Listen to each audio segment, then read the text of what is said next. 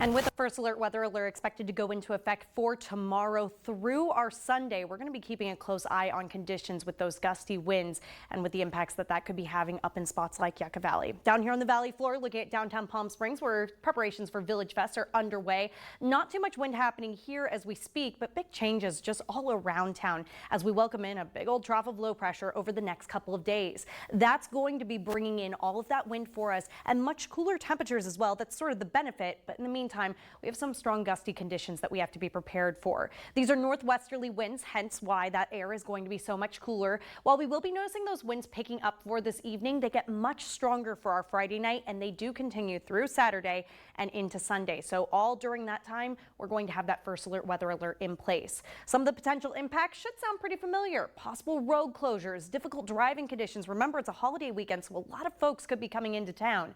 Blowing sand and dust, possibly reducing air quality and visibility. We've got to be prepared for all of those big changes over the next couple of days. Let's track out those winds for you hour by hour. By tonight, looking at those most wind-prone spots with gusts upwards of 50 miles per hour. Looking at gusts upwards of 20 miles per hour for the East Valley. As we head into the overnight hours, we calm things down a little bit during the morning, but already by the afternoon, you can see Friday, 3 p.m., gusts upwards of 40 miles per hour through the San Gorgonio Pass and up in the high desert for spots like Yucca Valley.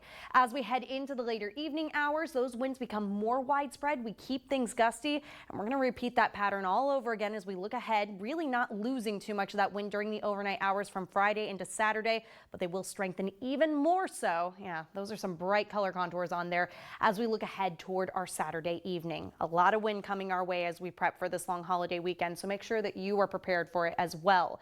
Expecting temperatures to drop to the low 90s over the next couple of days, down to even the upper 80s by your Memorial Day. So definitely looking at those cool benefits, but also being cautious when it comes to these strong gusty winds. First alert weather alert days for your Friday, Saturday, and Sunday. Watch those temperatures drop on down.